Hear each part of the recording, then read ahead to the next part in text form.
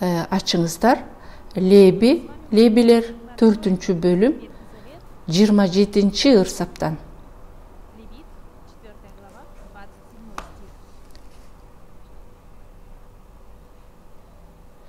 Мен азыр окуп берейин. Элдин ичинен бир адам жаңылыштык менен күнөө кылса жана Теңирдин осуяттарынын бирин бузуп, кылууга болбой турган бир иш кылып күнөөлүү болсо, анда ал күнөө кылганын билгенден кийин күнөөсү үчүн кемчилиги жок эчкини курмандыкка алып келсин. Анан күнөөсү үчүн алып келген курмандыктын башына колун коюп, күнөөсү үчүн чалынуучу эчкини бүтүндөй өрттөлүүчү курмандыктар союлуучу жерде сойсун. Анан ыйык кызмат кылуучу анын канына сөөмөйүн малып, курмандык бүтүндөй өрттөлүүчү жайдан мүйүздөрүнө сыйпасын. Ал эми анын калган канын курмандык чалынуучу жайдын түбүнө төгүп салсын.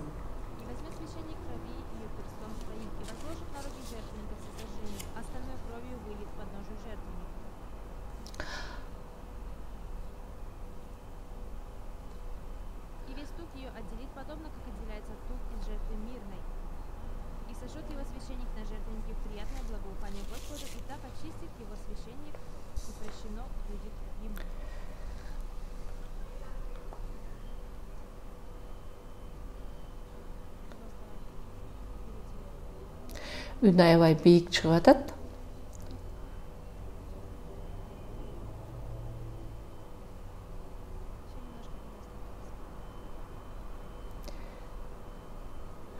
Руханий жашоо деген бул эмне? Биз качан Кудай менен болгон мамилебизди үзбөгөн учур.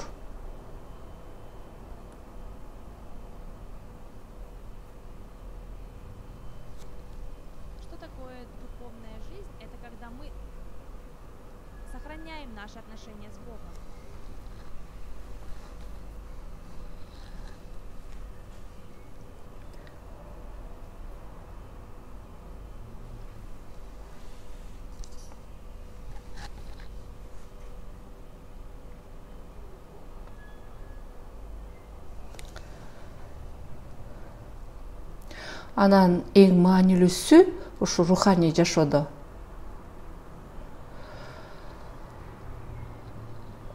Ушул күнөөнүн айынан болгон дубалды талкалоо.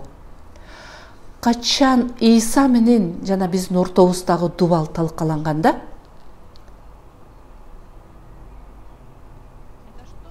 ошондо биз ортобузда агым болорун билебиз. Кудайдын адилеттиги биздики болуп калат. Кудайдын тынчтыгы бизде болот. Кудайдын акылмандуулугу бизде болот. Исадагы болгон күч ал бизде болот. Бул шунчалык маанилүү нерсе.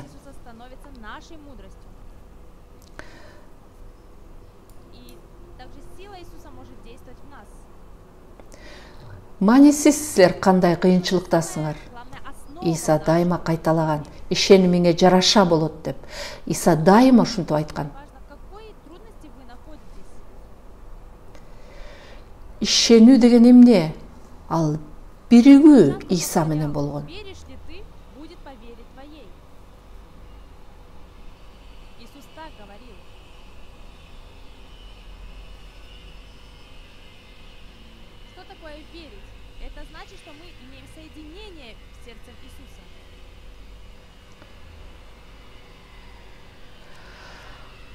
Качан биз ушундай агымды сактасак, ошондо биз Исанын күчүн өзүбүздүкүндөй кылып пайдалана алабыз. Анан руханий жашоодо эң чоң болгон тоскоолдук бул.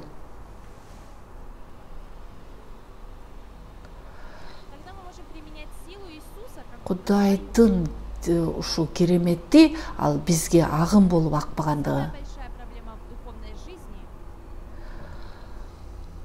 биздин күнөөлөрүбүз үчүн, күнөөлөрдөн бизди бошотуш үчүн Иса өзүнүн канын төккөн.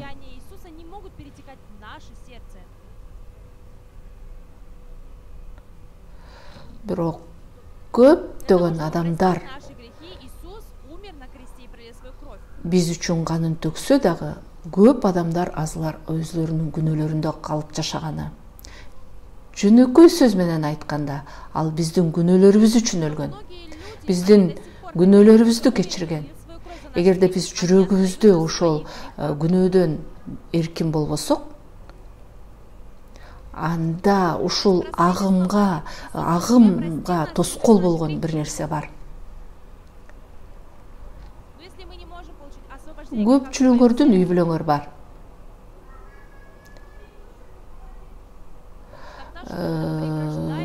Өзүнүн жолдошу менен мындай туура эмес келишпестик болгон. Анан бир дагы жолу келинчеги менен же күйөөсү менен урушпагандар барбы? Барбы?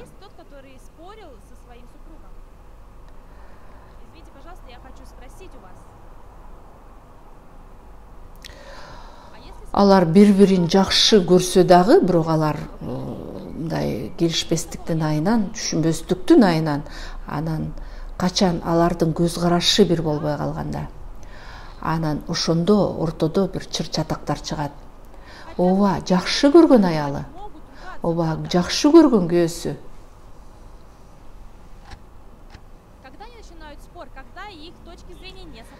Качан алардын көз карашы бир болбой калганда, мындай ыңгайсыз болуп калат жашаганга.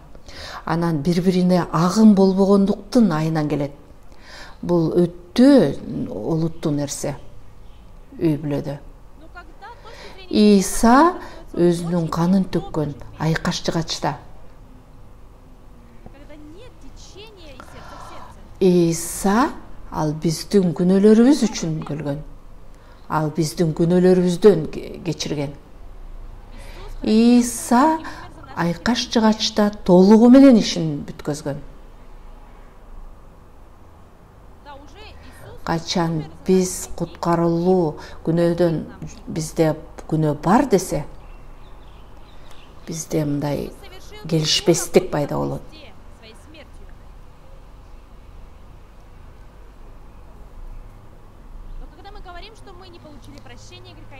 Бүгүн мааниси силер ким экениңерде? Эгерде силер Иса менен бир жүрөк болуп бириксеңер, анда качан 38 жыл ооруган адам менен Иса жолукканда, ал 38 жыл ооруп жаткан ал киши. Иса ага жолуккан. Сен айыккың келеби деп сураган андан.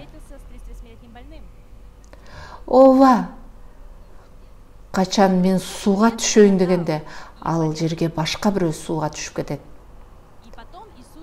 Ал төшөгүңдү ал да жана бас деген.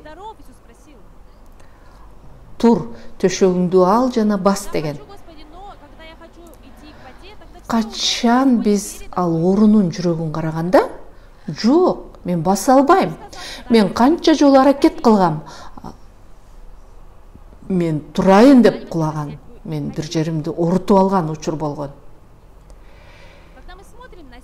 Эгерде ал ушундай ойдо катылса, анда башка жүрөк, Исаныкына окшобогон жүрөк. Качан ал өзүнө аябай бекем ишенсе, баса албаганына, бирок Иса айткан сөзгө ишенсе, тур, төшөгүңдү ал жана бас дегенде,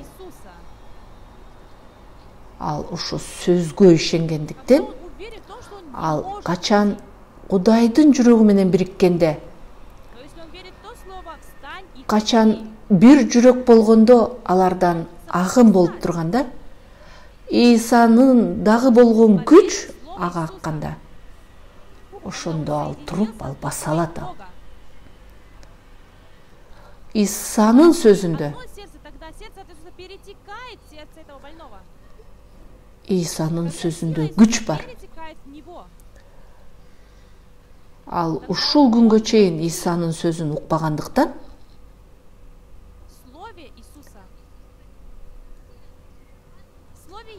ал кайра кулаган. Азыр айырмаланып турат.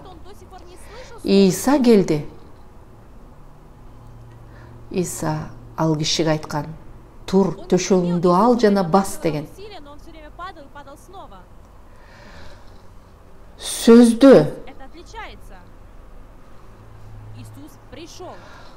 Сөздө күч бар, ал кишини тургузуш үчүн. Биз качан жөн эле сөз айтканда, качан Кудай теңир жарык болот дегенде, ал сөздө күч бар болгон. Анан ал жарык кылган. Ал деңизге токто дегенде, ал жерде толкун токтогон. Ал сөздө күч бар болгон. Ошондо ал толкун басылган.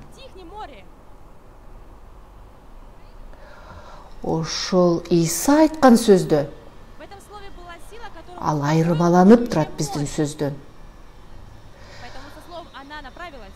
Исанын сөзүндө кандай гана ал сөз айтпасын, ал сөздө күч бар. Анан ошол иштейт. Качан биз ал сөздү кабыл алганда, анан биз ошондой күчтү кабыл алабыз. Качан ал күч мага келгенде, мен ооруну жеңе албайм, мен баса албайм.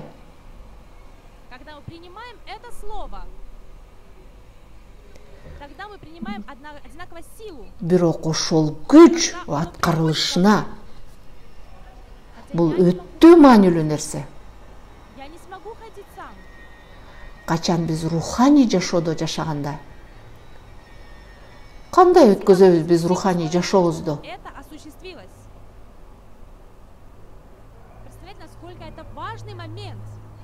Мен Кудайдын сөзүн укканда мага мүмкүн эместей, бирок Кудай өзү аткарат ал сөздү.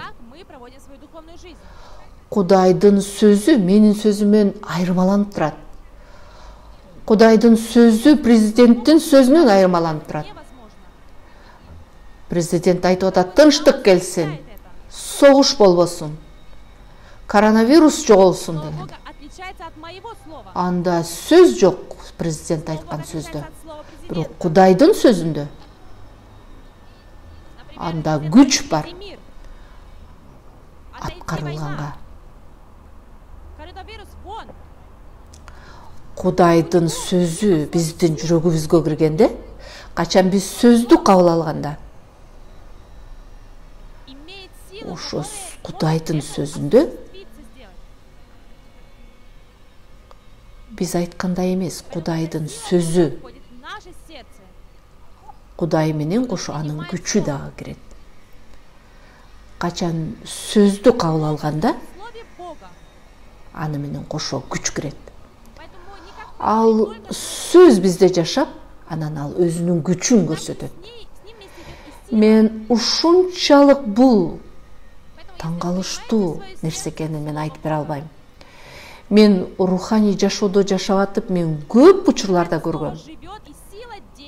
Мен үйдө элем. Ким Чухан деген пастор, аны больницага жаткызыптыр. Ал рак болуп ооруп калыптыр.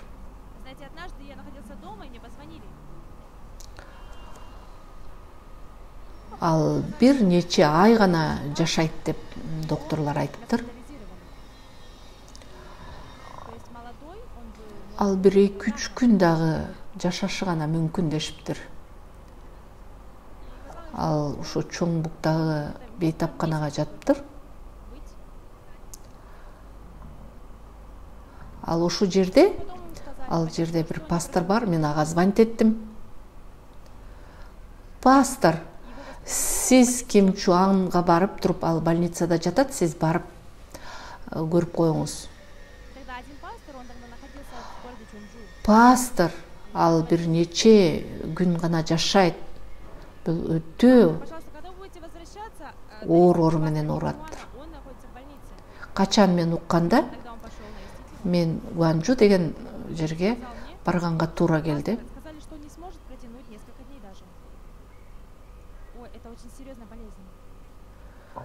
Мен, аялым, анан уулум болуп. Анан мен аялыма айттым. Бир саат эртерээк чыгалы. Ким Чуан пастор ушундай оор акыбалда экен, биз ага баралы. Качан биз эртерээк келгенде мен эшикти ачканда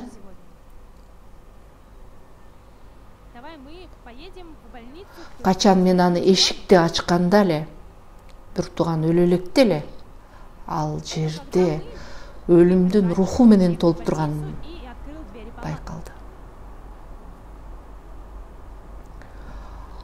Анын кайгы менен башын ылдый салып отуптур. Анан мени карап, кайра башын ылдый салды жерге. Анын апасы ал кроваттын башында турган экен, ал ыйлап атты тынымсыздан.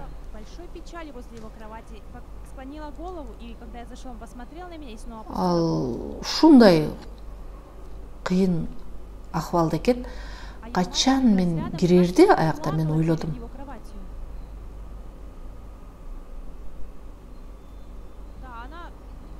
Эгерде ушул палатага Оксупак эмес, эгерде Ийса келсе, эмне болмок?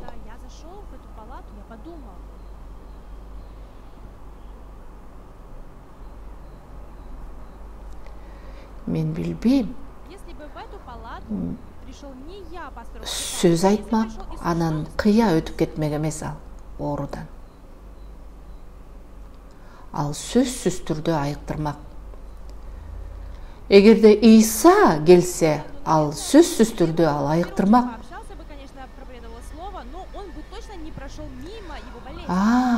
Менде да Ийса жашайт. Мен ушинтип ойлондум. Эгерде Ийса менде жашаса, неге ал айыктырбайт ал бир тууганда? Алардын ортосунда байланыш гана келиш керек. Мен менен. Анан мен айттым. Ачыңыз көзүңүздү деп. Мени караңыз. Анан араң үн чыгып туруп, "Ооба, пастор" деп. Ал өлүм алдында жатып. Ал өлүмдү күтүп гана жаткан экен. Анан мен ага айттым.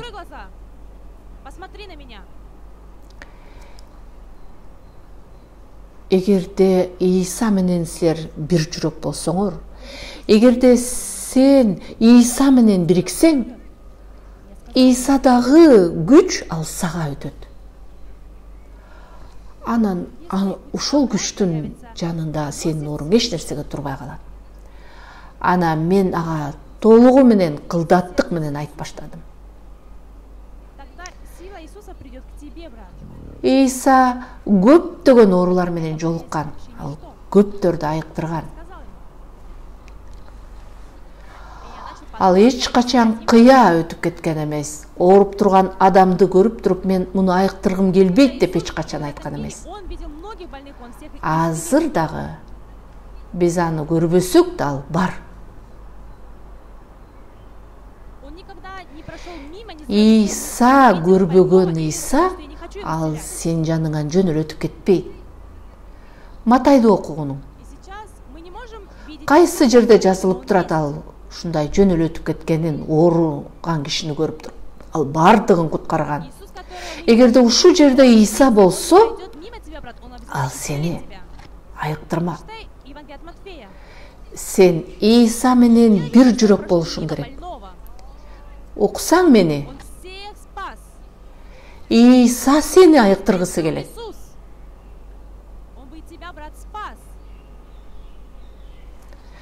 Анда эмне кылыш керек? Сен Ийса менен биригиш үчүн эмне кылыш керек? Сен түшүнүп атасыңбы мени? Ийса сени айыктыргысы келет. А сен ойлоп атасың, жок, мен өлөм. Эгерде сен чынында ошондой жүрөк болсо өлөм деген. Мени Иса айыктыргысы келип атат. Анда эгерде Иса мени айыктыргысы келсе, анда мен жашаймын. Эгерде ошондой жүрөк пайда болсо, анда сен Иса менен биригип, Исанын алдында рак эч нерсеге турбай калат. Бир 30 мүнөттөй мен ыйык китептеги сөздү айтып берип аттым. 30 мүнөттөн кийин ал сөздү кабыл алды жүрөгүнө. Ишеним менен. Иса айыктырарына ишенесиңби, бир тууганым? Сен анда эгерде ушуга ишенсең, анда Иса сени айыктыргысы келет. Эгерде сенде ушундай жүрөк бар болсо, Иса мени айыктырат деген, анда сен Иса менен бир жүрөк болуп каласың. Анда Исадагы болгон күч ал сага агым болуп багат. Ал эч нерсеге турбайт, ал рак анын алдында. Ал бир тууган, ал жөн эле кабыл алып баштады. Мен анын бир туугандын башына колумду коюп туруп, ана мен сыйындым. Мен ишенген Иса тирүү деп. Ал улуу Кудай.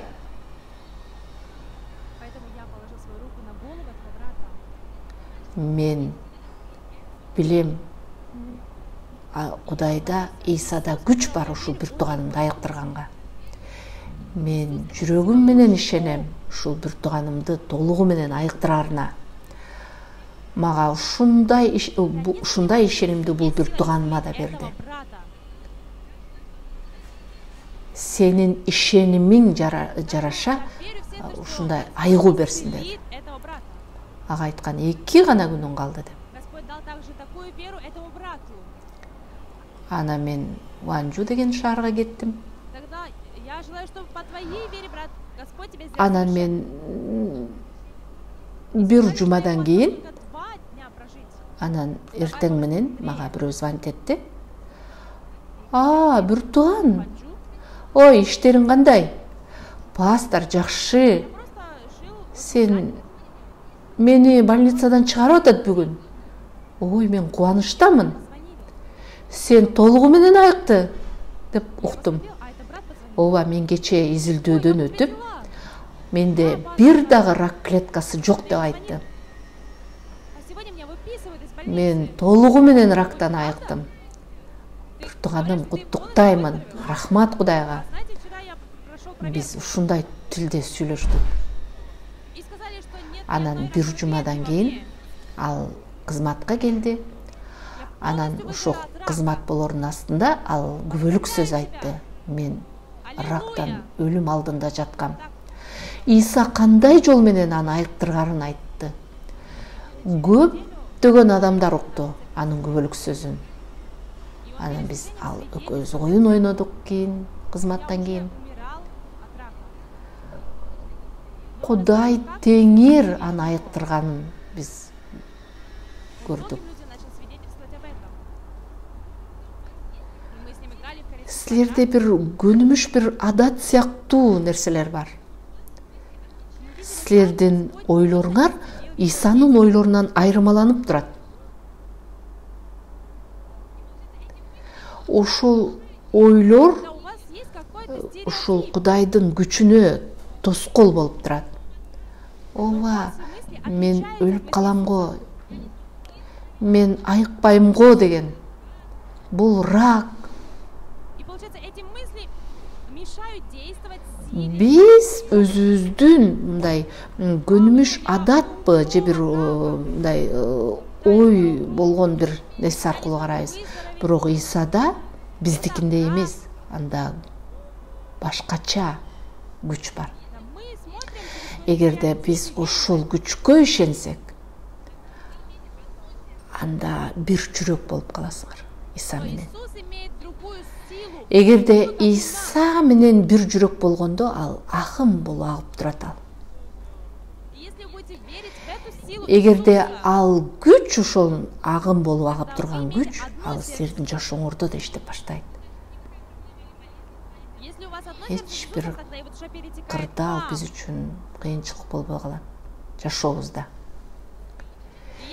Мен көп учурларда көргөм адамдардын айыкканын. Менде жок кандай күч ал адамдарды айыктыш, бирок менин ичимде жашаган Иса бар.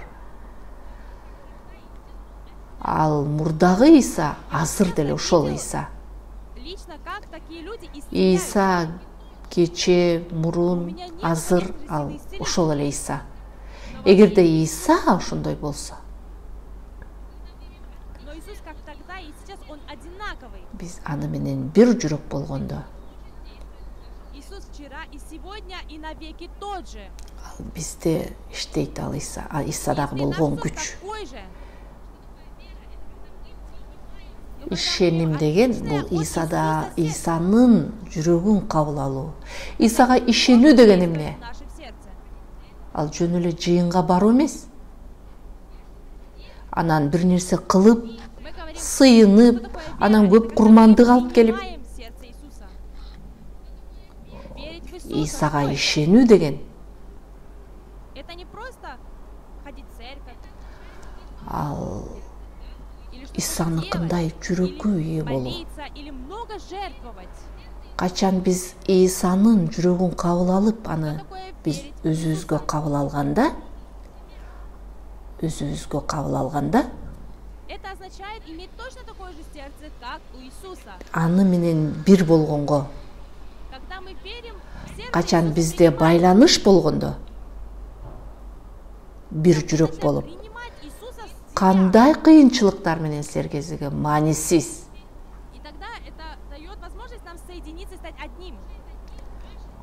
ал силердин ишиңер эмес, ал Исанын иши болуп калат. Ооба, мен жакшы адам эмесмин, ушундай аябай ишеними бар адам болгондой. Мен көп жолу көргөм мендеги иштеп аткан Исаны.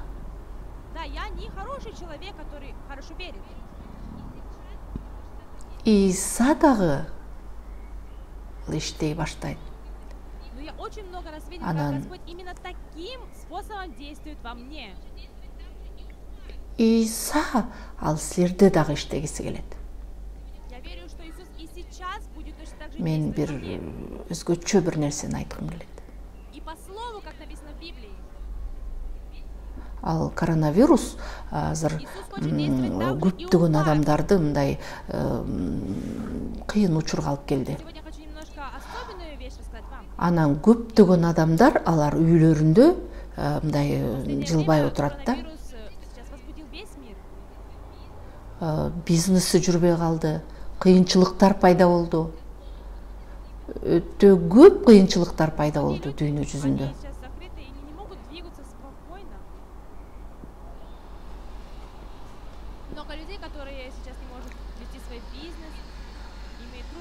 Анан эртең менен туруп, анан биздин ишенимибиз өсүп калган.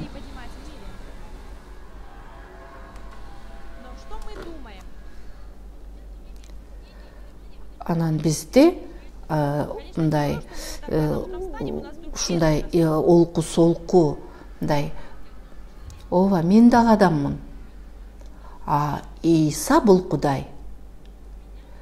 Менде, денемде мындай бир чектөөлөр бар. Күчтөн, жашыман, менин билимимен.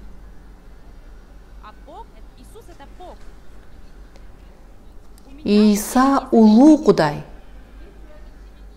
Кудай улуу.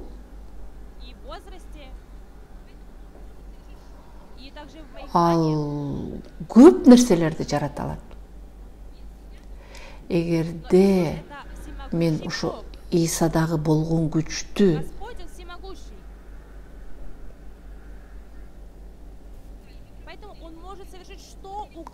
анан биз карап көрсөк, бул микрофондордун бардыгы бул электр ток аркылуу иштейт.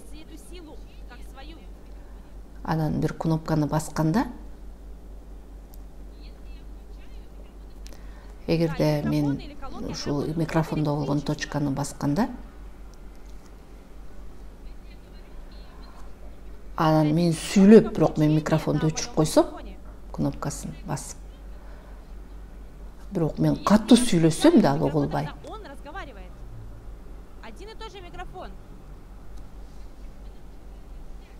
Анткени себеби байланыш үзүлүп калды. Качан мен кайра точканы басып койгондо, анан микрофон кайра үн чыгарып баштайт.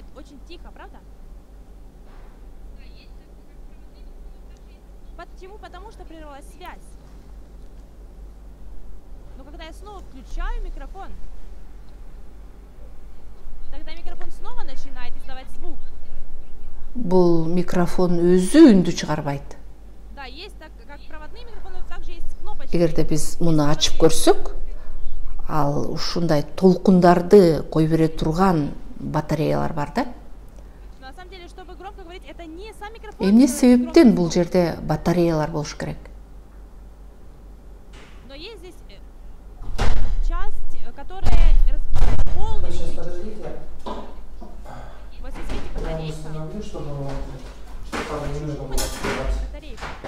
Ничего, пускай записывается. Потом это удалю.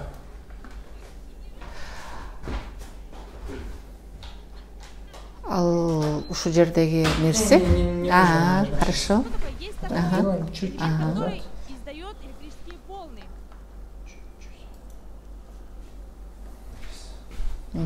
А буда басканбы муну да? Электрический он Да не, ничего. А, пускай ничего, там да? Я создан всё из равно, да. кристаллов, очень тонких. Сейчас мы настроим его. Да. Можно, конечно, брать Ох, проще, как но хорошо. 10%. Хорошо, да? Ох, Это прям чтобы здорово. вы там не открывали. просто. А, хорошо, не открою. Да? Нормально это? Да, или нормально. сильно? Да, соответственно, Нет, нормально. риски распространяются. Тогда сейчас я выйду, и вы можете...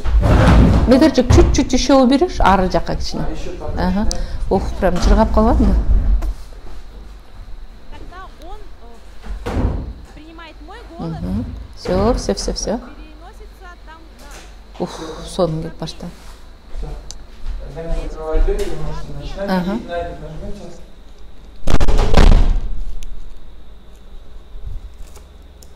Эта антенна создана для того, Анан чтобы силер батареяны көрүп атасыңарбы? передает микрофон. Эмне себептен батарея болуш керек? Именно антенна принимает эту волну.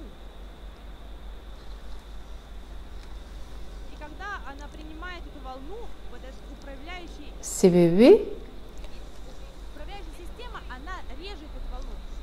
ал ушу толкундарды жаратып турган ал Этот звук ушул попадает генератор аркылуу ал бир ушундай кристаллдан турат. увеличивает мой звук. Ооба. Тогда это Анан качан ушу толкундар громкий звук через колонку. кыймылдаганда анан ал ушинтип жайылып кетет да. Но сейчас Анан генератор ушул будет микрофон работать. аркылуу, ушу толкун аркылуу үн чыгып турат. Тогда через пульт Анан ал менин вырастает мой звук. кабылып, анан ал башка мындай Очень маленький звук. бир антенна сыяктуу ал ошо үндөрдү ошол жерден пайда кылат. Звук громче. Ушул антенналар ошол микрофондон чыккан үндү кармаш үчүн ошо толкунду кармап, анан ошол жерде үн чыгып турат. Электричество. Качан ал ошо толкунду кармаганда гана Провод к микрофону. Мы ал используем ошол жерде ушундай батарейки. үн чыкканга мындай берип турат да. Именно эти батарейки заводят генератор. Они создают Анан электроволны. ал ушул үндү катуу чыкканга же жай чыкканга Они ушул принимают эти волны и передают кээ бирде чоң катуу сүйлөгөндө передают на пульт. анан кайра баса айтканга ошонун баардыгы ушул Этот микрофон он аркылуу, выращивает звук.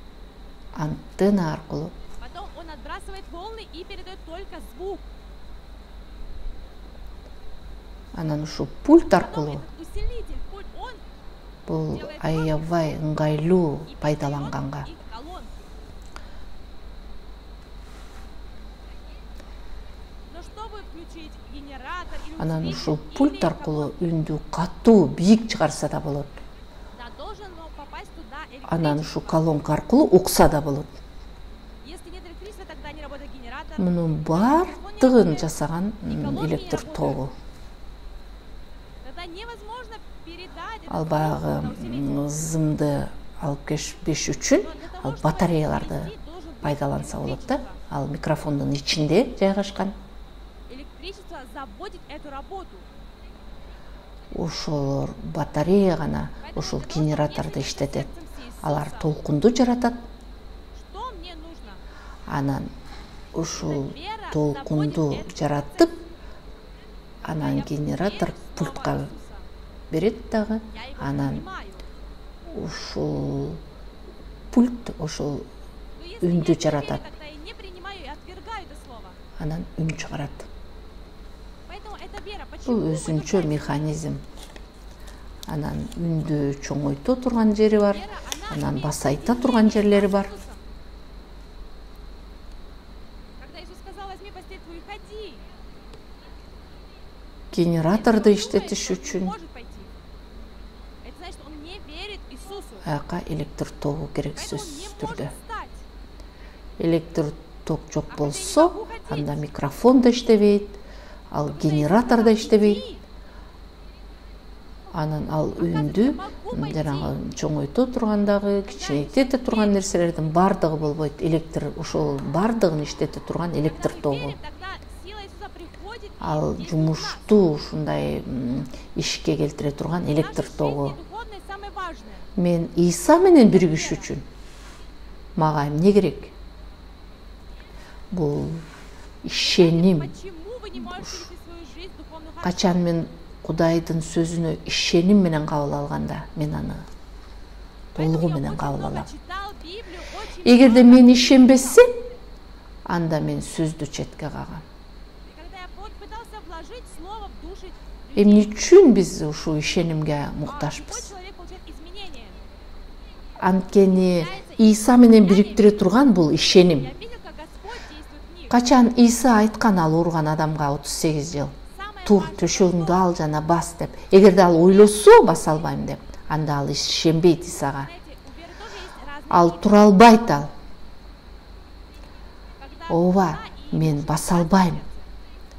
Бирок Иса мага айтып атат, тур төшөгүңдү ал бас деп.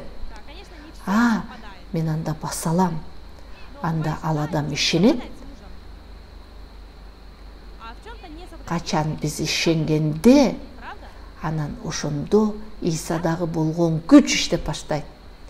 Руханий жашоодо эң маанисиси бул ишеним бул. Самая большая проблема в чем? Бирок силердин руханий жашооңор эмне үчүн мындай өзгөрүлү аз? Мен ошон үчүн көп окугам Кудайдын сөзүн. И ухо не перестало слышать. Мен ушу сөздү алып, адамдардын дүйнөсүнө, жүрөгүнө алып келгем. Анан ошондо Кудай ал адамдын жашоосунда Кудайдын иштеп атканын көргөм. Эң маанилүүсү эмнеде? Бул ишеним. Да, мы должны принимать слово верой в свое сердце. Ишенимде дагы ар түрлүү бар. Аялы менен күйөөсү эки башка жүрөк болсо, анан бардыгы эле келишпейт. Анан кээ бир учурларда макулдашкан учурлары болот. А көп учурларда макулдашпай ошондой болот. Правда? Он так сказал? Правильно? Качан биз Исага ишенгенде, Он встал и пошел или нет? эң кырдаалдын бириси Почему пошел? Когда Иисус сказал: биз «Встань, жасаган ходи». күнөө бизди Иса менен бөлүп турат. Оказывается, Иисус сделал, чтобы я мог пойти. Я пойду. Он поверил в это слово. Анан Когда он мог пойти. Кудайдын кулагы кыскарган жок. Если бы больной не мог Силердеги болгон күнөө Кудай менен бөлүп турат. получится. Силер Кудайды укпаган кылып коет. Я снова падал и повредил себе спину. Биз Или он так бы сказал, сөздү биз ишеним менен кабыл алышыбыз керек. хотя я уверен, что я Эң смогу пойти. маанилүүсү бизде ишеним жоктугу. Иисус, этот человек говорит, что я могу идти, тогда я пойду. Это и есть вера. Биз бардыгыбыз күнөө кетирдик. Мисал кылып Мы келтирейин. верим. Тур, төшөгүңдү ал жана бас деген 38 жыл ооруган адамга айтты беле ага? Туура, айткан ал. Иисуса. Мы можем победить. Ал турдубу, бастыбы? Ал баскан. Я видел Ал эмне себептен баскан? исцеление. Тур, төшөгүңдү ал да бас. Ооба, мен азыр баса албайм. Ийса кылган турбайбы мен басыш үчүн? Ал ушу сөзгө ишенген. Анан ал басып кеткен. И знаете, в 99 году, Эгерде ал оору ушу сөзгө ишенбесе, знаете, очень проблема была мен аракет кылгам. Мен кулагам, мен аркам менен жыгылган көп учурлар болгон. Мага андан көрө бир аз акча бергиле, мен тамактанып алайын. Исага ушинтип айтмак. когда меня очень Ооба, мен билсем дагы, эгерде Ийса айтып атса, анда мен басайын. мы знаете, Бул ишеним. говорят, Качан биз ишенгенде эмне болот?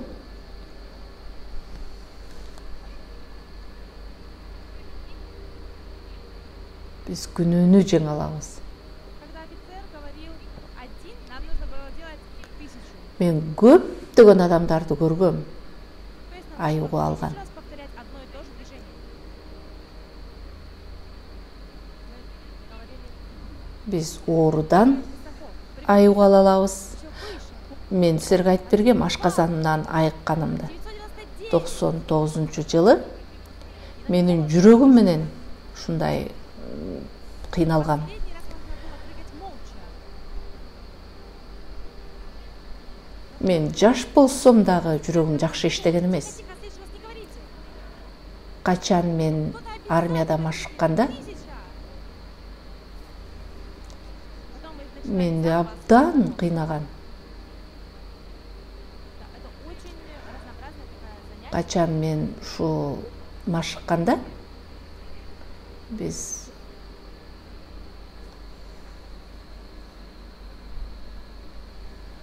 Да, знаете, вот я 3 рока такого проходил. Я часто говорю об этом.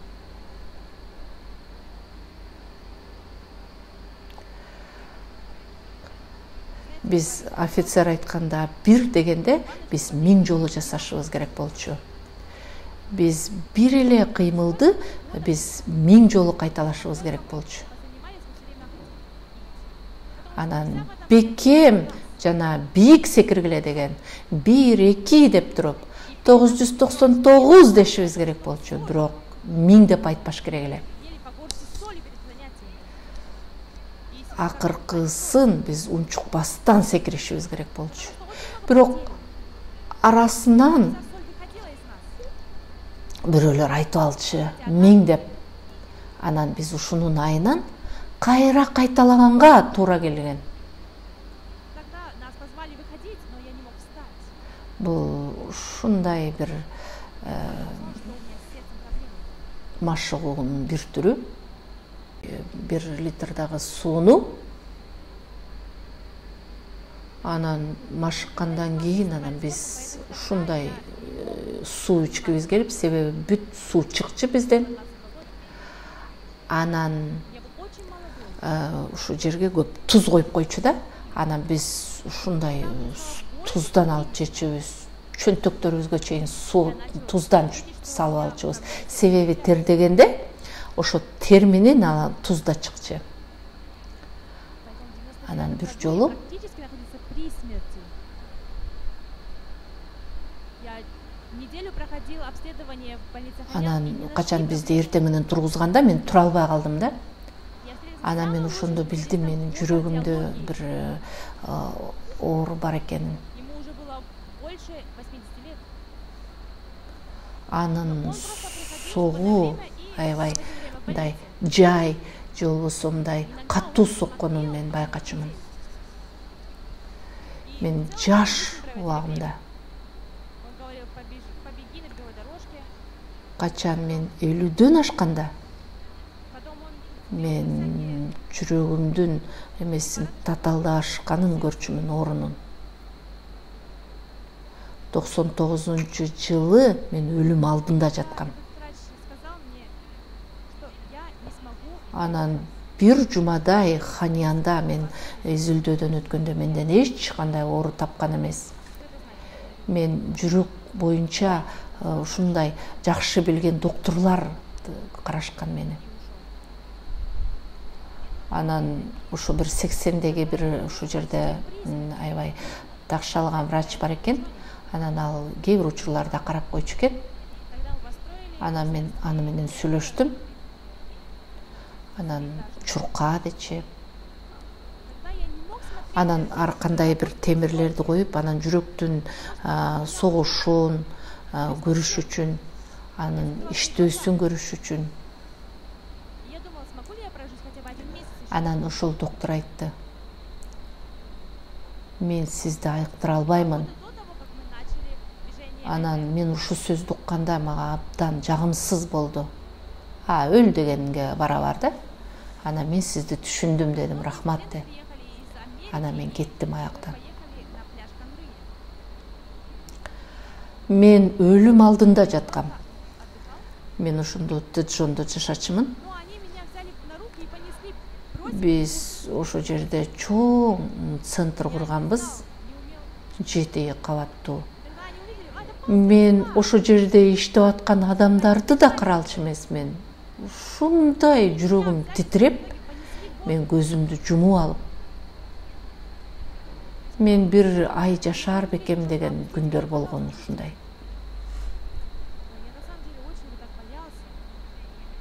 Ушу Айбаевди баштаганыбызга ошондо 2 жылдай болгон.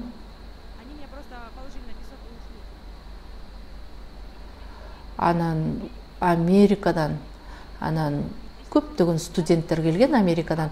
Ошондо биз ушу эс алган барып, анан алар мени алып алып колуна, анан мени сууга ыргытышкан. Ошондо мен ушундай коркуп, оксупак бул пастор деп. Анан алар чуркап келип туруп алар мени, анан колуман, бутуман алып туруп алар мени сууга салган. Анан мен ошондо коркуп кетип, койгула, мени түшүргүлө, мен өлүп калышым мүмкүн деп жүрөгүмдүн титирегенинен мен абдан коркком. Анан ооздорум көгөрүп, анан алып туруп, анан мени кумга таштап, анан кетип калышты. 1999-жылы август айында анан мен ушундай сөз алдым: Иса мени айыктырат деген. Биз ошол учурда жайкы конференция болуп аткан. Ошол учур мен үчүн абдан ушу ден соолугум менен, ушу жүрөгүм менен болгон бул аябай кыйын учур эле. Анан бир 400 метрдай эле палата менен, жанагы бир 500 метр. Эгерде мен аякка барып анан кайра келсем 1 километрдай, ошону да жакшы баса албагам. 1 километрдай барып кайра келүү. Мен байкасам, мен бир күндүн ичинде 4 жолу барып келчү экенмин. Кумдан 4 жолу бул 4 километр. Мен айыктым деген нерсени кабыл алдым. Менин жүрөгүм айыкканын кабыл алдым. Кайра дагы 1 километр, 2 километр, 3 километр, 4 километр, 5 километр чуркадым. Анан менде ушундай бир ушинтип тердеп чуркаганыма абдан кубандым. Анан мен тренажер сатып алдым. Анан качан мен Россияга барганда дагы мен ушу тренажердо машыгып аттым. Африкага барганда дагы мен чуркап аттым. баардыгы айтышты, пастор, сиздин жүрөгүңүз абдан жакшы экен. Мен толугу менен айыктым. Мен Кудайга ушундай ыраазымын. Мен качан Иса менен бир жүрөк болгондо, мен жөн эле адаммын, бирок Кудай улуу Кудай. Менде күч жок болсо да, Исада бар ал күч. Мен Исага ишенем. Качан Иса менен бир жүрөк болгондо, качан мен анын жүрөгүн кабыл алганда биз экөөбүз бир жүрөк болуп калабыз. Биз аны менен бир жүрөк болуп, Исага ишенүү деген эмне ал? Анын сөзүнө ишенүү. Ошондо аны менен биз бир жүрөк болуп калабыз. Качан биз аны менен бир жүрөк болгондо, бардык кырдаалдар Иса аркылуу чечилет.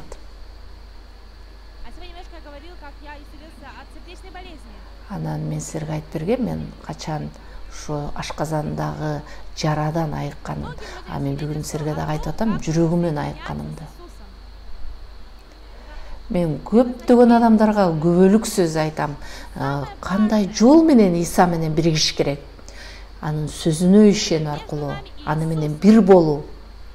Эң маанилүүсү мени менен жана Иса менен болгон. Шайтан кандай иштейт? Шайтан ушундай алдап, анан ал бизди бөлүп турат.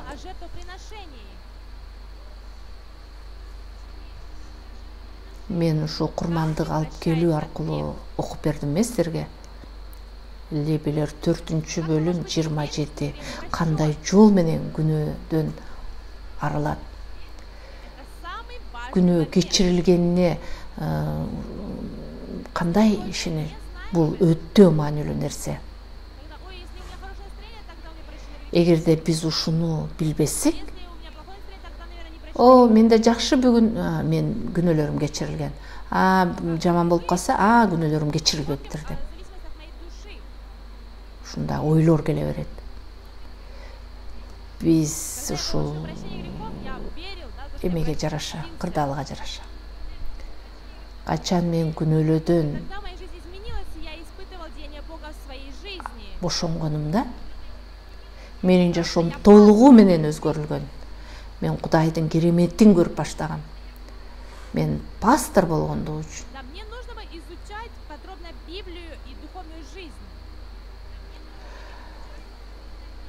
Мен ыйык китепти толугу менен талдап чыгышым керек эле.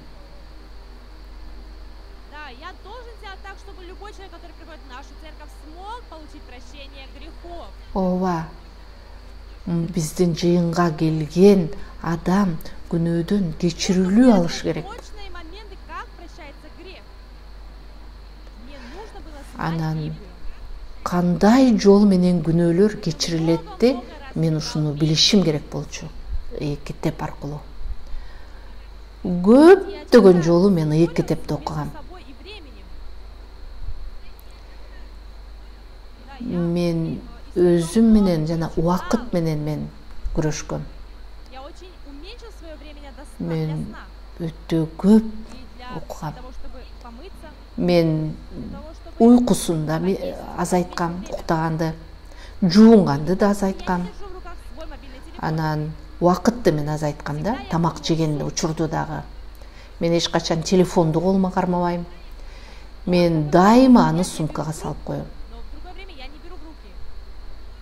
Качан мага звонить эткенде гана, чалганда гана алам мен. Менин убактымды урдабаш үчүн.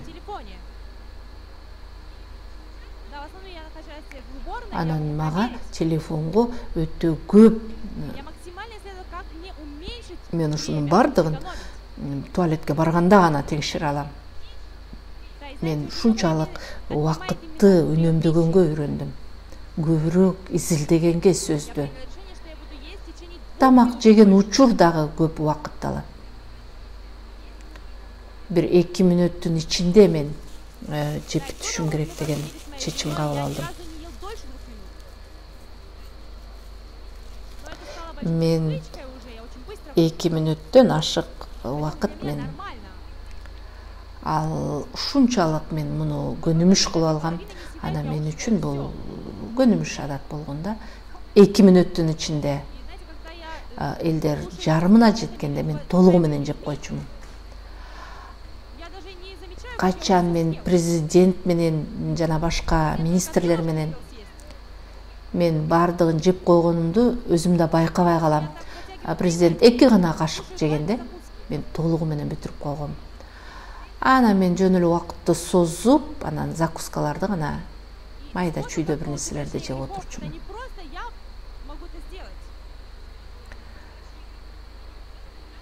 Это слово Бога написано в 66 книгах Библии. Кудайдын сөзү 66 китепте жазылган. Да точно написано где-то, как получить прощение грехов. 66 китеп бар китепте. Кандай жол менен күнөөдөн арылуу жазылып турат. Это слово. Тереңирээк бул сөздү кылдаттык менен талдап чыгыш керек болчу. Чтобы они поняли этот момент. Бардык биздин жыйынга келген адамдарга айтып бериш үчүн, Открыть Библию и ушул жерди прочитать. түшүнүш үчүн мен ыйык китепти ачып, Я читал Бытие, анан Исход, мен Левит, кылдаттык Числа, менен Второзаконие и так далее. талдап кирдим. Мен башталышты, чыгышты, мыйзам кайталоону окудум. Кандай жол менен күнөөдөн арылуу жолу жазылган. Иса кандай жол менен бизди күнөөдөн тазалаган, анан кечирген. Мен Леби 4-бөлүмдү окуп атып, анан ал жерде жазылып турат. Куткарылуу жөнүндө. Первое это когда священник согрешил. Ыйыктоочу күнөө кетиргенде. Третье Анан обычно лидерлер күнөө кетиргенде. вот 4 вида есть такие. Анан жөнөкөй лебилер, анан жөнөкөй адамдар кетиргенде 4 И изучал этот момент. мындай бөлүү бар да. Анан мен ушуларды окуп атып, Да, я был обычным анан человеком. мен ушулардын бардыгын кылдаттык менен талдагам. Мен жөнөкөй адамдардын арасынан кирип, мен анан ушул учурду карагам да. Я нашел в 4 главе книги Левит. Мен издеп баштагам. Мен 4-бөлүм лебилерде Если же тапкам. народа земли согрешит, по ошибке сделает что-нибудь, Бул жерде жазылып турат. Элдин ичинен бир адам жаңылыштык менен күнөө кылса, жана Теңирдин осуяттарынын бирин бузуп, кылууга болбой турган бир иш кылып, күнөөлүү болсо, получит прощение греха, если качан они не күнөө знают, кылганда гана биз кечирим алышыбыз керек. Биз эгерде күнөөнү күнөө экенин билбесек, им грех. анда ал күнөө кылганын билгенден кийин, Когда узнан будет им грех, ал күнөө кылды билгенден кийин, анда ал күнөө кылганын билгенден кийин, возможность получить прощение греха. ошондо күнөөдөн арылуу жол көрсөтүлөт. Пусть приведет он жертву козу без порока за грех свой. Анан эмне деп жазып турат? Күнөөсү үчүн кемчилиги жок эчкини курмандыкка алып келсин деп турат. То кто-то говорит, что если покаяться и признаться в своих грехах, тогда Күнөө үчүн жаза өлүм деп турат. Анан бирөө айтса, тобо кылыш керек, кечирим сураш керек деп. Жок. потому что возмездие за грех Эмне күнөөңдү ачыкка чыгаруубу? Жок. да нужно оплатить. Күнөө үчүн жаза өлүм деп турат. Поэтому Күнөө үчүн кун төлөш керек. биздин Но именно күнөөлөрдү чистая ачыкка вода чыгаруу не менен только кечирилбейт когда күнөө. обращается мой грех. Таза, эч кемчилиги жок эчкини курмандыкка алып келсин деп жазылып турат. В Ветхом Завете жертву Ушул приносили козу курмандык без порога. бул деген бул Исаны чагылдырат. Ушунда эчкини эч кемчилиги жок Это алып келишчи. пример, так, как Күнөөдөн Иисус кечирүүлүү готов алыш үчүн. умирать за нас. Иса биз үчүн ошо кандай жол менен өлөт ушуну көрсөтүлүп турат.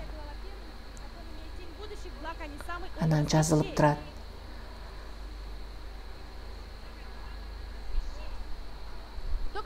Ал жерде жазылган жери бар да.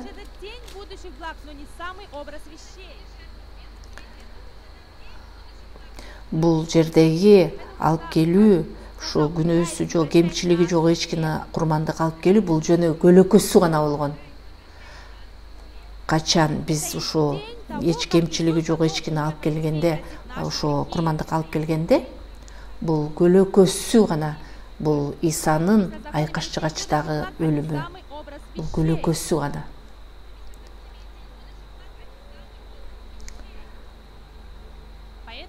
Ал жөнө көлөкөсү деп жазылып турат. Күнөө үчүн жаза өлүм деп турат.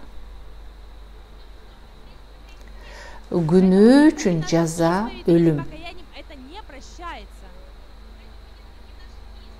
Биздин ошо тобо кылуу аркылуу, күнөөнү ачыкка чыгаруу аркылуу күнөө кечирилбейт.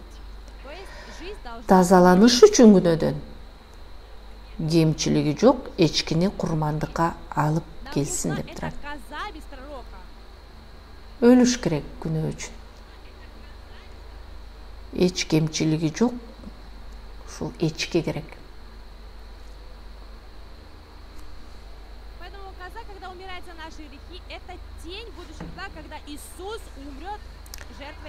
Качан ушо эчки өлгөндө, ал жөн эле көлөкөсү Исанын айкашчыгачтагы өлүмү. Аны курмандык катарында ал өлтүрүш керек да. Анан 29-да эмне деп жазылып турат?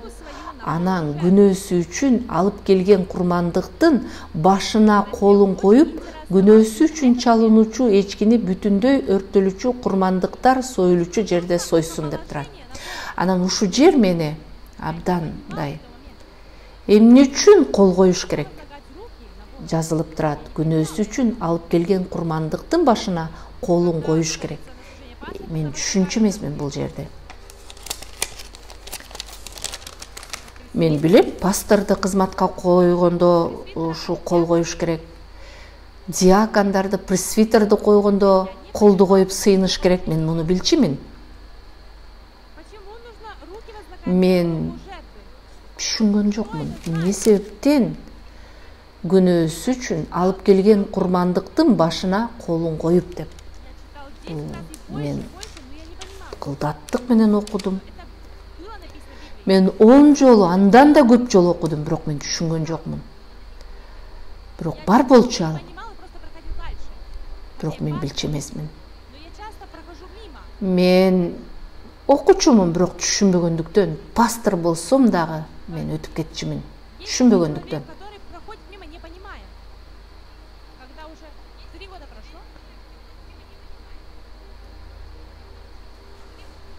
Анан 3 жыл өткөндөн кийин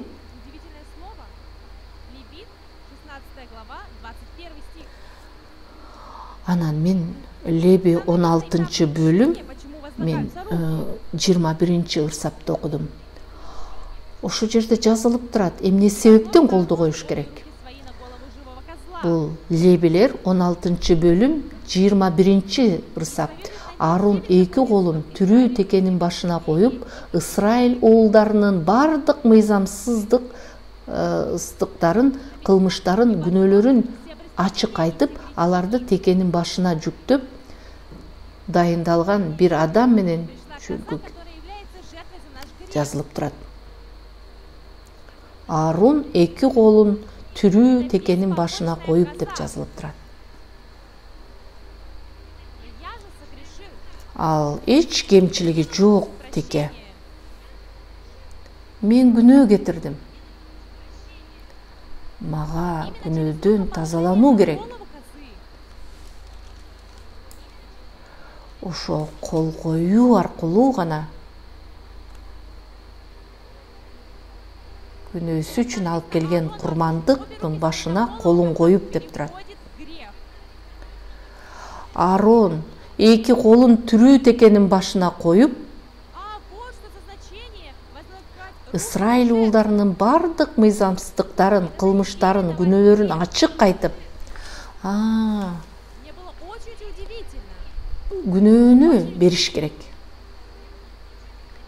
Мен абдан таң калдым. Рукоположение грех переходит на жертву.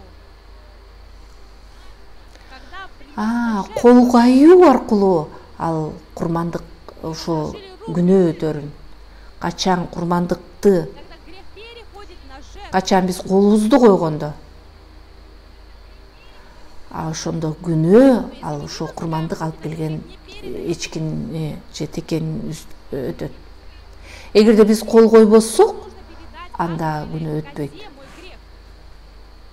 Сөзсүз түрдө биз колубузду коюшубуз керек. Получено рукоположение.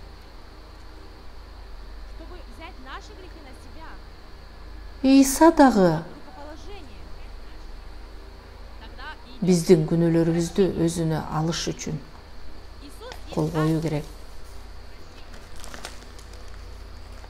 только через Иса Агнец Божий может взять наши грехи. ал кол коюу аркылуу гана күнөөлөрүбүздү ала алат. Мен Я однажды читала Евангелие от Матфея. ушул жоопторду алып Что аттым. меня удивило. Матайды окуп атып, В 4 главе анан мага эң ушу Матайда жазылган 4-бөлүмдө чогуу табалы. Матай 4-бөлүм. Евангелие от Матфея, 3 глава, 13 стих. 3-бөлүм Матайдын 3-ырсабы. Написано, когда Иисус пришел в Галилею, 13-тө, 3-13-тө жазылып турат. Галилею на Иордан. Ошондо Ыйса жакан тарабынан сууга чөмүлдүрүү үчүн Галилеядан Иорданга келди. Читал это. Почему он пришел получить рукоположение? Мен канча жолу муну окугам. Да я думал, что он просто Эмнеге ал келди Ыйса жаканга? читал ей снова и удивился. Мен ойлогом жөн эле сууга чөмүлдүрүлгөнгө келсе керек деп.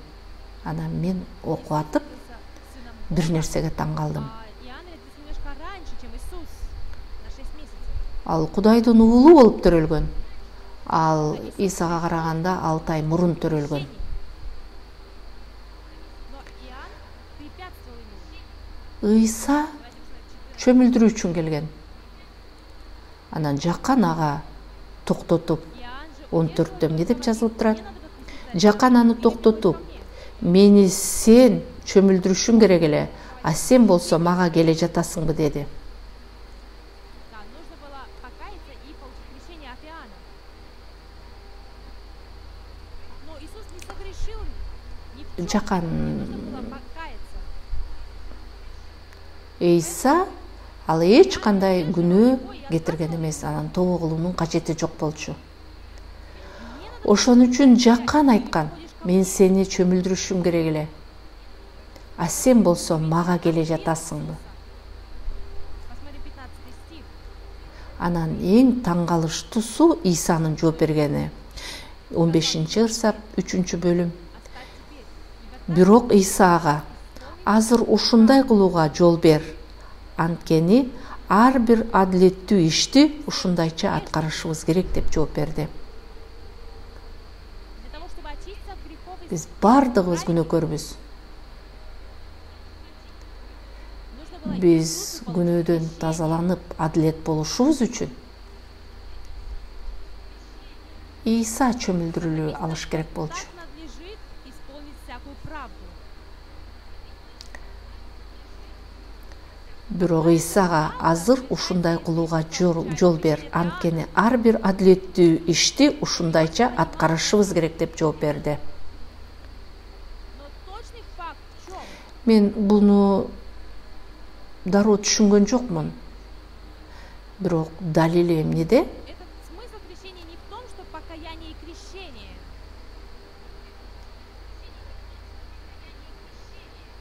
Бул тобок кылуу эмес. Когда Иоанн возложил свои руки на голову Иисуса и проводил крещение, Жакан Исага колун башына койгондо,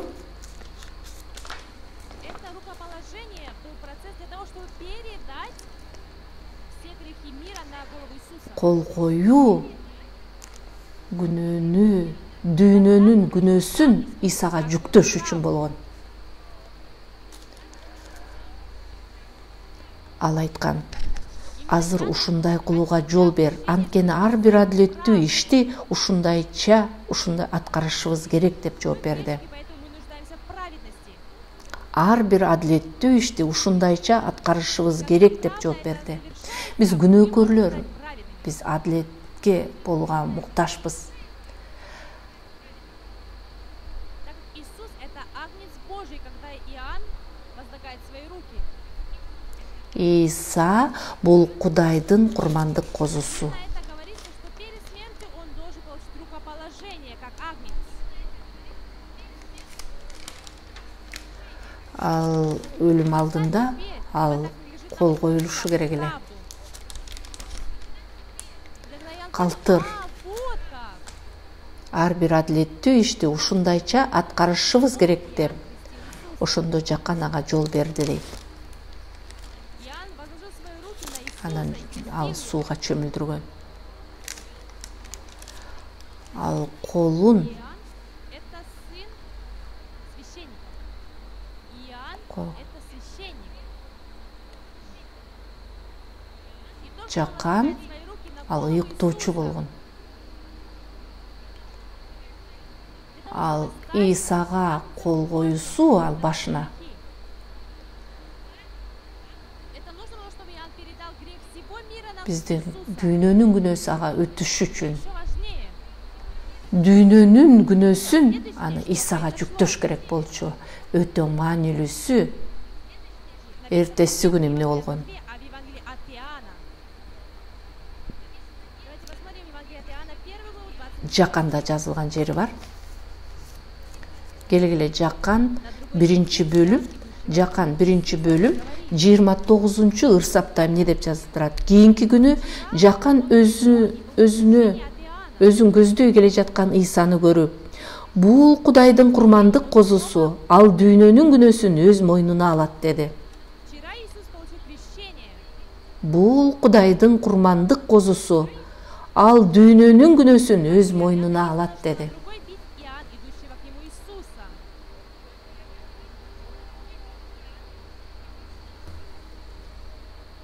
Кийинки күнү Жакан өзүн көздөй келе жаткан Исаны көрүп, бул Кудайдын курмандык козусу, ал дүйнөнүн күнөөсүн өз мойнуна алат деди. И знаете, когда во времена Ветхого Завета брали овцу и приносили ее в жертву за грех, руки возлагали на голову жертвы. Анан баягы мурунку Эту колун овцу коюп на жертвенник. малга алып келген. Анан ал эчкини ал И когда ее ввели, уже после рукоположения, это говорили, что идет агнец, который взял на себя грех.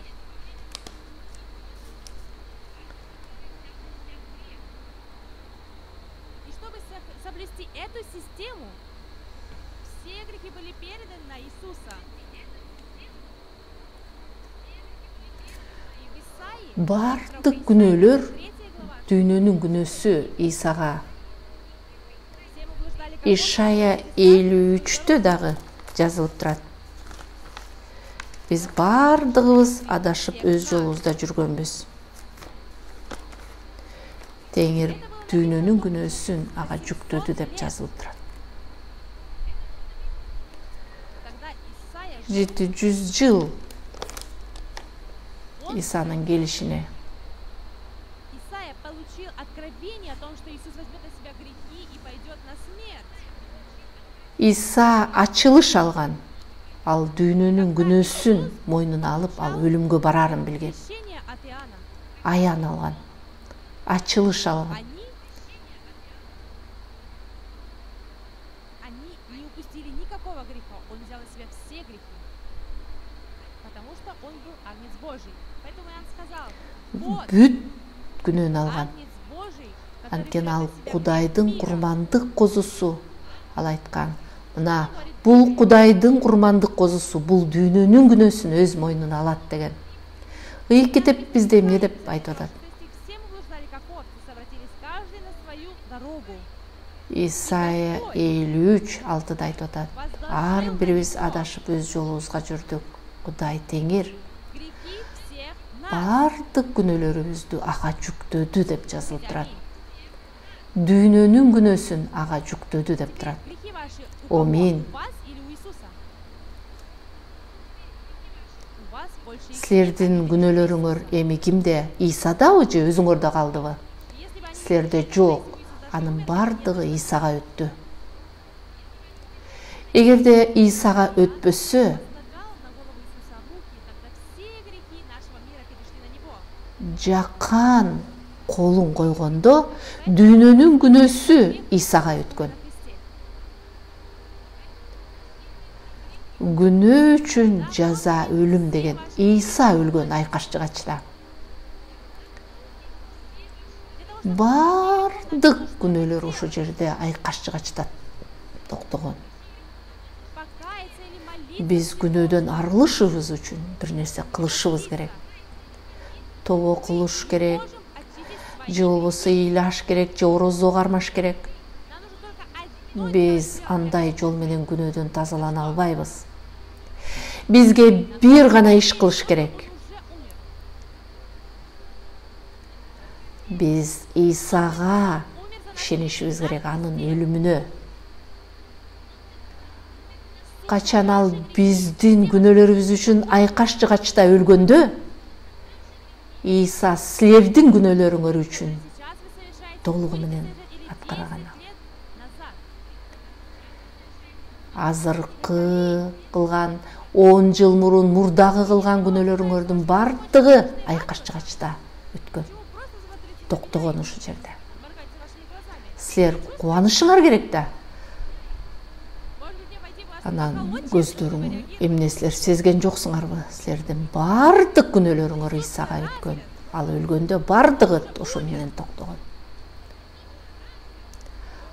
Иса айкашчыгачта өлгөн. Ваших грехов. Аны менен кошо Он получил все наказание ал за ушул жерде силердин күнөөлөрүңөр үчүн өлгөн. Мы в это верим. Ал бардык жазаны Иса алган. Как нужно получить? Биз ушуга ишенебиз. Уже все грехи прощены, когда Кандай жол менен алабыз биз күнөөдөн арылууну? нам достаточно просто Бардык күнөөлөр кечирилген Иса айкашчыгачта өлгөндө. грех. Бизге жөн эле ишениш керек. Иса менин күнөөлөрүм үчүн өлгөн. Менин бардык күнөөлөрүмөн бошоткон. Актаган. Качан мен Тегуга көчүп келгенде,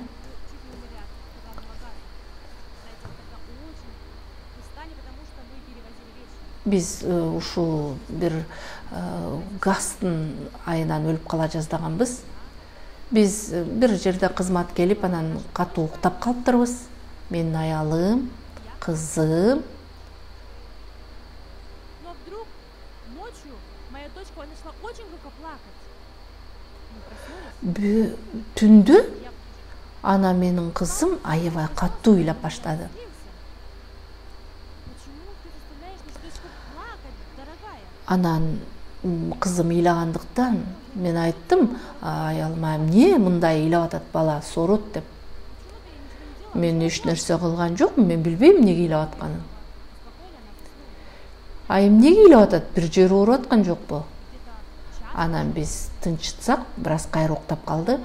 Бирок 1 сааттан кийин ал абдан катуу ыйлап баштады. У меня есть дочь и сын. Анын ыйлагандан биз да койгондук. Ана менин кызым да бар, уулум да бар. Почему ты заставляешь нашу дочку плакать?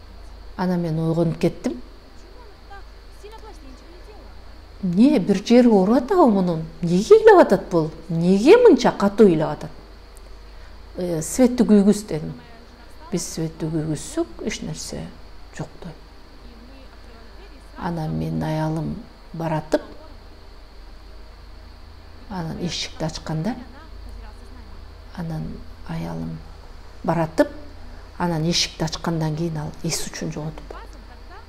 Сразу человек теряет сознание. Эгерде биз ушул газдын, биз ушу чыттап жаткандыктын айынан ал Наша дочь не плакала. Когда вот все мы газ чыгып, анан баягы үйгө толгондо газдын жыты. дать свою благодарность Богу. Анан биз баардыгыбыз өлмөк экенбиз ошол күнү. Мен ушунчалык Кудайга ыраазы болдум. Тоже потеряем сознание, дочка, поэтому я потихоньку двигал ее. Анан биз да ойлодук. Я начал кричать: пожалуйста, помогите мне. Анан ал И тогда супруги, которые жили в соседнем доме, анан бизге жардам бергиле деп мен да катуу кырдым. Анан кошуна жашагандар, алар машаякчылар эле, алар да чуркап келишти. Эмне болду деп. Биз ушу газ чыгатып, биз ушунун менен дем алып жатыптырбыз. получается, что мы, если бы мы спали там на деревянном полу, Эгерде биз ушу потом они узнали, что мы служители, и мы общались с ними, они все получили спасение. анан алар билишти биз кызматчы экенибизди. Биз алар менен баарлашып, алар баардыгы куткарылып алды. Анан алар биздин жыйынга келип башташты. Отец, также дочь и сын. Алардын апасы, атасы, уулу, кызы, бир нече адамдар. И в церкви предыдущий он пришел спросить, почему вы не ходите в церковь? А знаете, возле нас живет Анан алардын пастору, алар ошо кошуналарыбызга келиптир. Анан биздин жаныбызда пастор жашайт. Биз ал аркылуу куткарылып алдык күнөөдөн. Эми биз ошол жерге жыйынга, башка жыйынга барап баштайбыз. некоторые пришли больно. Анан ал пастору, алардын ушул пресвитерлер болуп келишип, А им было около 50 лет. бир 30 жаштарда элем мен. Когда пастор начал злиться, Алар бир 50-ге чыгып калышкан экен. у тебя нет греха? Алардын пастору ачууланып баштады мага. Сенде күнөө жок дейсиңби? Возмущался. Я спросил, Кыйкырык менен менден сурап атты. вы разве не молитесь за то, чтобы ваши грехи были прощены? Сиз күндө сыйынасызбы сиздин күнөөлөрүңүз кечирилиш үчүн? Вот как ты говоришь, что ты не имеешь греха. Ооба, сыйыныш керек. Күнөө кылса кечирим сураш керек. Анан мен сурадым андан. Пастор, уксаңыз мени.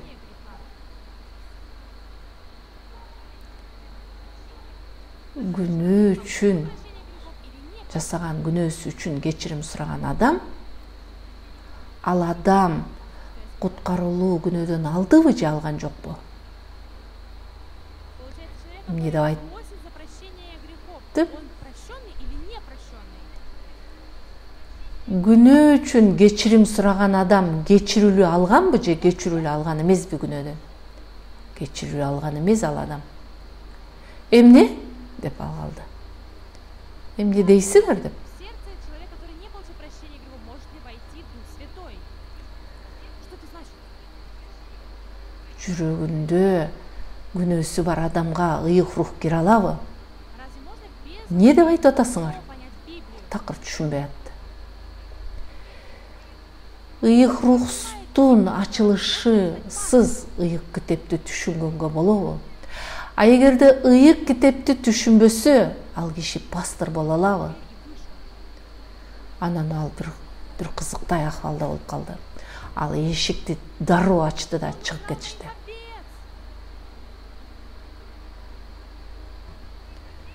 Ал менин козуларымдын бардыгын урдап кетти.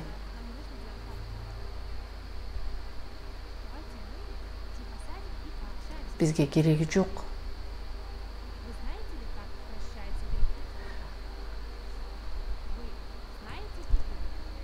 Сиз билесизби, кандай жол менен күнөөлөр кечирилет?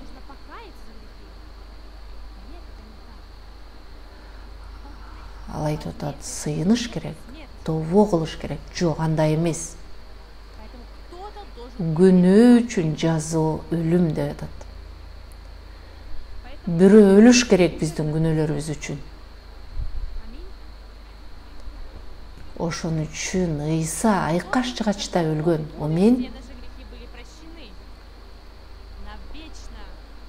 качан ал өлгөндө биздин бардык күнөөлөрүбүз толугу менен кечирилген.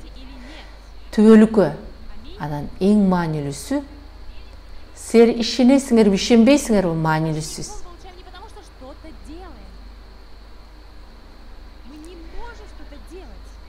Биз күнөөдөн кечирүүлүү алабыз, бир нерсе кылган үчүн эмес, биз эч нерсе кыла албай турган адамдарбыз. Ошон үчүн Ыйса келген.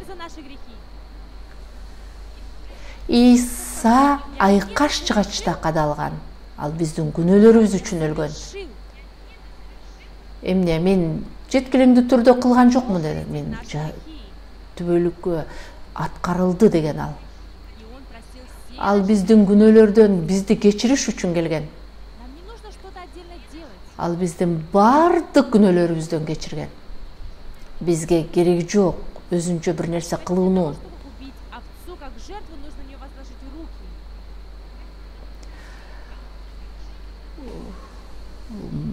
Күнөөгө алып келгенде ал малга колду коюш керек.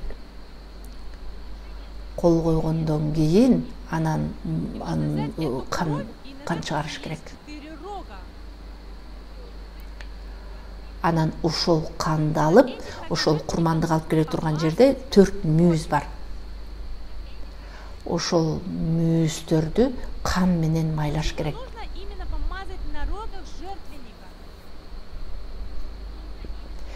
Эмне себептен ал ошол мүйүздөрдү майлаш керек? Анан мен дагы бул жерди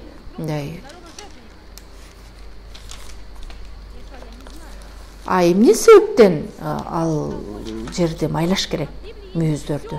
Мен билбейм. Анан мен дагы көбүрөөк окуп баштадым. Китепте бардык нерсеге жооп бар. Билесиңерби, ал жерде эмне деп жазылып турат? Жеремияда 17 бөлүм 1-де жазылып турат. Жүйүттүн күнөөсү темир кескич менен, алмастын мийизи менен. 17 бөлүм, Жеремия 17 бөлүм 1-ырсапта.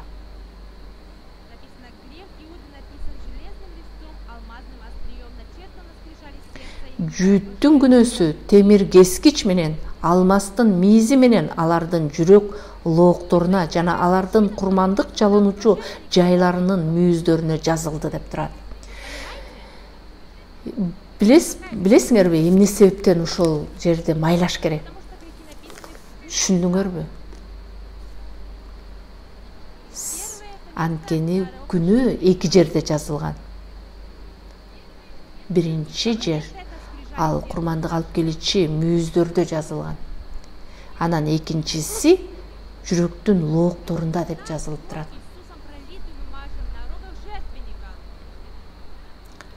Качан Иса Машаяктын төгүлгөн каны аркылуу биз ошо мүйүздөрдү жана жүрөктөрдүн лоокторуна жазылып сыйпаганда Исанын канын, биз ушул кан менен биз жууп. Силер билесиңерби? Жүрөктөгү лооктордо жазылган күнөөлөр ал ишеним менен жуулат. Качан биз Исанын канына ишенип болгондо биздин жүрөктөрүбүздөгү лооктордо жуулат, жабылат. Поэтому не нужно ничего делать нам для наших грехов. Иисус пришел Бизге эч нерсенин кылуунун кереги жок. Иса ал келген биздин күнөөлөрүбүздөн арылтыш үчүн. Биз эмне кылсак дагы биз өзүбүздөн күнөөдөн тазаланыш эч нерсе кыла албайбыз. Ыйык китепте эмне деп жазылып турат? написано, что когда Иисус умирал на кресте, от распятия тогда наши грехи были омыты. Иса айкаш чыгачта өлгөндө Это благодарный поступок. биздин күнөөлөрүбүз жуулган. И за что я еще больше благодарна Богу. Канчалык биз разыбыз чын жүрөгүбүз менен. Мен эмне үчүн ушундай ыраазычылык билдирем дагы? Иса Машаяк биз үчүн канын Не төккөн. помазал на земле на жертвеннике, на рогах жертвенника кровь, а помазал на рогах жертвенника в скинии на Ал бир небесах. гана жердеги мүйөстөрдө эмес. Ал асмандагы ыйык жайда да майлаган. Но Царство Небесное — это Жерде вечное царство. бир чектөө бар. Бирок асман патшалыгында түбөлүктүү ал жер. Ошон үчүн Иса бизди түбөлүктүү тазалады. Это дело Биздин тазалануу үчүн күнөөдөн эч нерсенин кереги жок. Иисус совершает Бул прощение Исанын кылган грехов. курмандыгы. Когда Иисус был распят именно к кресту, Иса кылат муну. когда Он помазал на Качан рогах жертвенника Иса в скинии на айкаш небесах, чыгачта кадалып өлүп атканда, качан ал ошол асман патшалыгында ошол жерде кан менен жапканда биздин Иса менен биздин күнөөлөрүбүз кечирилген. прощение грехов. А биз ошого жөн эле ишенебиз. Нам не Мына нужно ушул прилагать күнөөдөн усилия, кечирилүү деген. потому что не мы очищаемся от грехов, Кереги а жок Господь бир это кандайдыр бир күч жумшаанын. Биз тазалабайбыз, мунун бардыгын все Теңир наши кылат. грехи. Иса На этом кресте был айкаш прощен чыгачта өлүп, биздин бардык күнөөлөрдөн, Он был изъязвлен. биздин күнөөлөрүбүздөн кечирилгенбиз. Ал жарат алган биздин күнөөлөрүбүз үчүн. Анын жараты менен биз айыкканбыз деп жазылып турат. И ранами его мы исцелились. Дүйнөнүн күнөөсү Закончились на кресте. Исада болгон. Анын жараты менен Все айыкканбыз грехи деп. прощены на кресте. Бардык кыйынчылыктын бардыгы айкаш чыгачта Что сделал токтогон. для этого? Айкаш чыгачта Потому что кечирүүлүү грех алганбыз. прощает Иисус. Кереги жок биздин дагы бир нерсени кошуунун. Совершенно. Күнөөнү кечирген Иса, Мы только должны верить. ал жеткилиң түрдө бизди кечирди. А биз буга жөн эле ишенишибиз керек. Библию говорить об этом.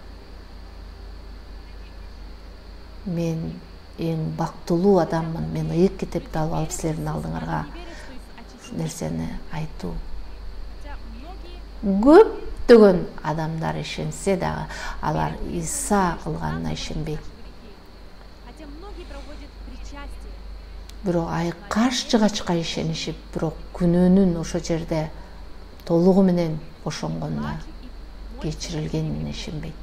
Это значит, что они не получили прощения. Алар ыйлайт, сыйнат, Значит, не получили. тобо кылат. Алар күнөөдөн куткарылуу албаган адамдар. Алар каргышта калган адамдар. На кресте. Биз кереги жок бир нерсе кылыштын. Просто верить в то, что уже совершено прощение. Айкаш чыгачта төгүлгөн кан аркылуу Верите в это? биз ушуну жөн эле ишеним менен кабыл алышыбыз керек. Силер ушуга ишенесиңерби? Куплены кровью Христа. Аминь. Биз Исанын каны менен жуулганбыз. Святой Бурдаш. Небесный, мы благодарим Тебя. Мы думали, что для того, чтобы Ыйгата прощение, рахмат нужно сага. что-то делать. Но мы не должны Биз этого делать, мы должны күнөөдөн делать Иисус. арылышыбыз үчүн биз бир нерсе кылышыбыз керек деп ойлоп Все турбуз. наши грехи на кресте. Муну бардыгын кыла турган Нам Иса. ничего не осталось делать. Ал бардык күнөөлөрүбүздү кечирген. Вот ты дай нам веру в Бизге это. эч нерсе калган жок. И многие люди даже Кудай не видят Теңир своих раз как бер это бизге ошондой ишеним, ушул ну, говорят, что у них есть грех. Иса айкашчыгачта керилгенин көрсө дагы көп адамдар алар айтышат бизде күнөө бар деп. Это означает, что он проиграл. Иса толугу менен кечирген жок дегенге барабар. Ал утулду дегенге барабар. Этот факт, что он Кудай ушул ойлорду таштаганга, дай нам благословение иметь одно ушул далилге ал толугу менен бизди тазалаганына, Иса менен бир жүрөк болгонго бизге ошондой ишеним бер. Көптөгөн адамдар дай нам уверенность в спасении. алардын жүрөгүндө ырайым толсун. Бизге бекем ишеним бер. Биз сага ыраазычылык билдиребиз. Уулуң Иса Машаяктын ысымынан. Амин.